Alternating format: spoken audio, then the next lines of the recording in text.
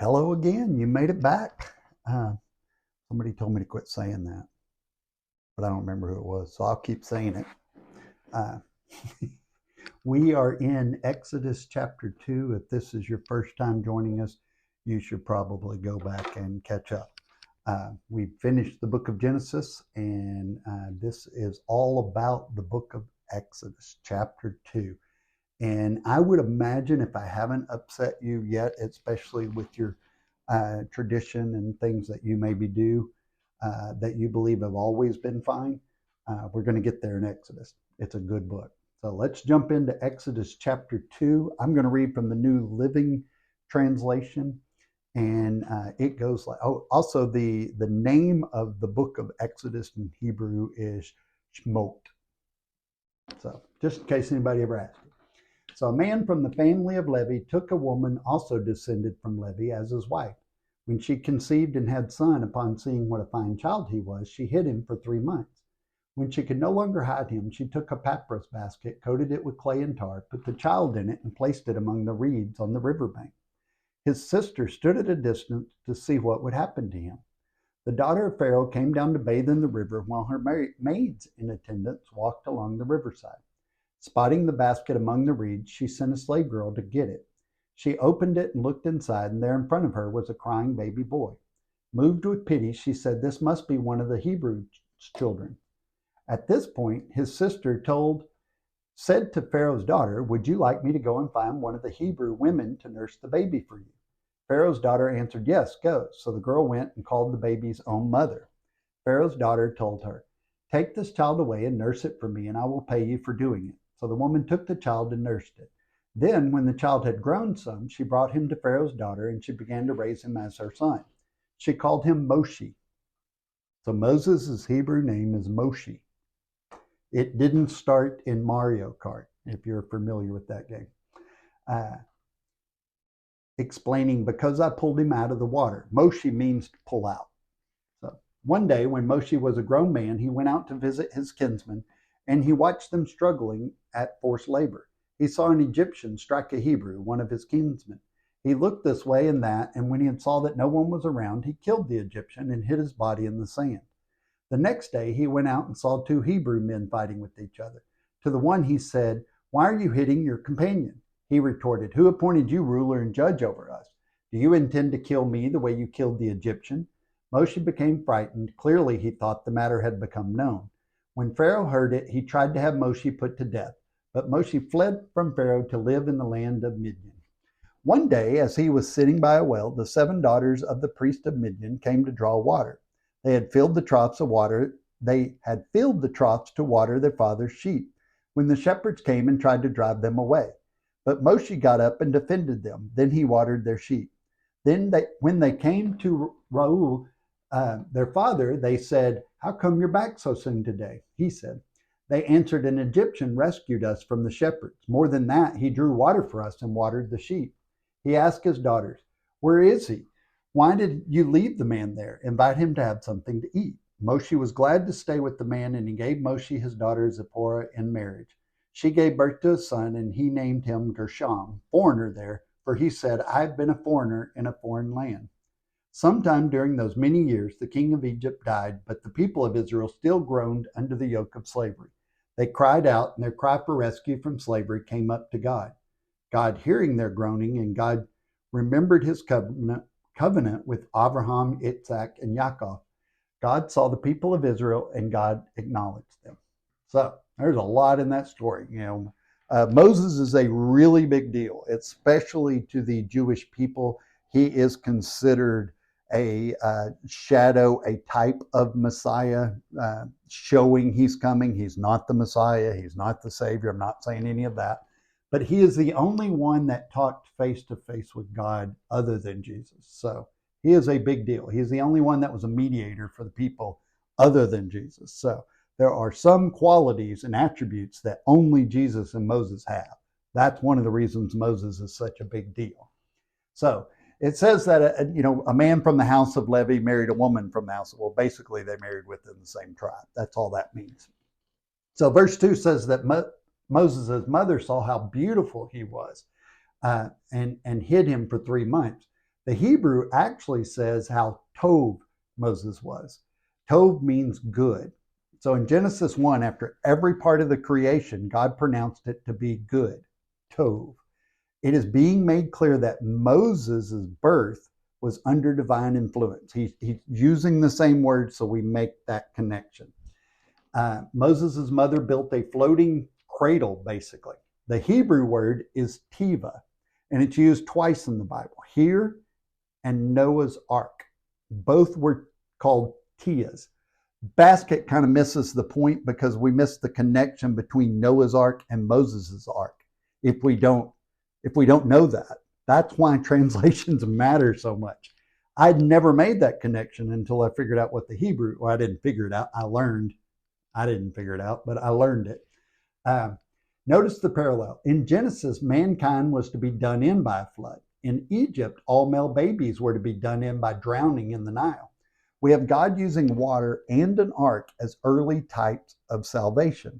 The first used for saving mankind, the second for saving the Hebrews.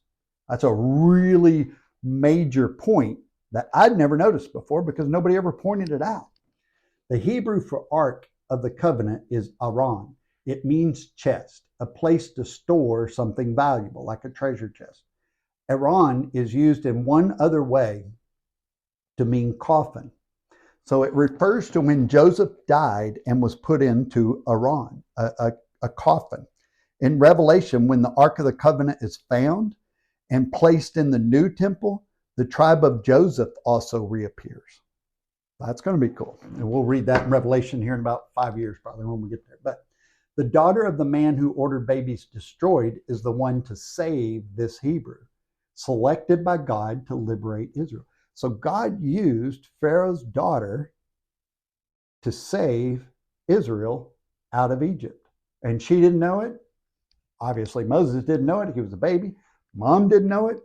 She was just trying to save her baby's life.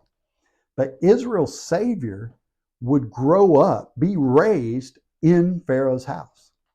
So I don't know how God's going to get me out of this. Well, think about this. God got a nation out of slavery by having a baby brought up out of a river and raised by the people who were holding his people hostage.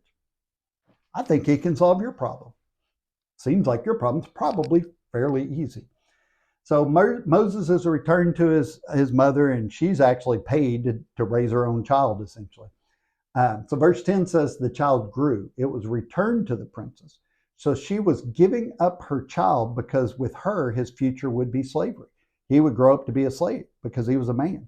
With the princess, it would be a life of royalty. So this mother made a major sacrifice of her first, maybe not, but her son. I think we'll see that in the New Testament. God will send his son. There's all kinds of foreshadowing and just shadows of what's to come. So the average age of weaning at this time is about 6. So Moses was basically a kindergartner when he went to the royal palace, somewhere around 5 or 6. This means he knew his family and he had a grasp of his Hebrew language because he spent the first 6 years with his family. And I don't know about you, but that's how I learned English, was the first few years with my family. It was North Texas, so it might have been redneck English, but it was still English. So Moses received his name after his return to the princess. The Egyptian name Moshe was taken by the Hebrews and made a part of their vocabulary. In Hebrew, it means drawn out instead of pull out. And instead of Moses, their Hebrew, it's Moshe. So between verses 10 and 11, we jump about 35 years, which is funny because you read the Bible and you think this all happened in one day. It's like, no, 35 years have gone by and we can't give every detail. We'd never be able to get through it, which is another good reminder. I'm not covering everything that's in the Bible. I'm covering a pretty broad bit, and then I want you to go dig deeper, go find your own stuff, and then come tell me about it. So the Egyptians knew he was a Hebrew just by looking at him because that he looked like Hebrew, and he knew he was a Hebrew. So the general Israelite population knew Moses as a hated Egyptian. But Moses wouldn't have been welcome in either camp because the Israelites saw him raised in the palace, and the palace Egyptians saw him as a Hebrew. So he didn't have a whole lot of friends. So murder of an Egyptian carried death sentence. There wasn't any question. You get killed if you take out someone else's life. So he had to run. And why Midian? Well, mainly because they had no political ties with Egypt. So they were really one of the only ones that didn't. So he felt like he had an option to stay there. They wouldn't send him back not wanting the Egyptians to come after them. The Midianites were really a confederation of about 5 tribes. They just kind of had a mutual understanding among themselves. And Moses has this encounter at the well with these Midianites. So, impressed by the skill and courage of this Egyptian, Moses finds himself with 7 girlfriends because these girls were like, oh, wow, look at this guy. He defended us. He went up against them. He had the confidence to do that because he felt like he was entitled to do those kind of things. So why would they think Moses was an Egyptian? He didn't have a beard, and every Hebrew had a beard. That was the absolute most determining factor of a Hebrew versus non-Hebrew. Other people had beards, but Hebrews all had beards. If you were a Hebrew and you didn't have a beard, that was very, very shameful. So Jethro, which was the dad, and I'm trying to remember what was the name in Hebrew. Reuel. So Jethro and Reuel in Hebrew, that's the dad. He invited Moses to live with his family. He gave his daughter Zipporah, and then she gave him 2 children. The Hebrew term foreigner or stranger is ger. So Gershom literally means a stranger there. So if the Israelites had hope of the new Pharaoh being favorable, it was wiped out immediately. The Hebrew for remember is zakar. Zakar adds the element of involvement. So it means paying very close attention and being involved in the outcome, getting your hands dirty.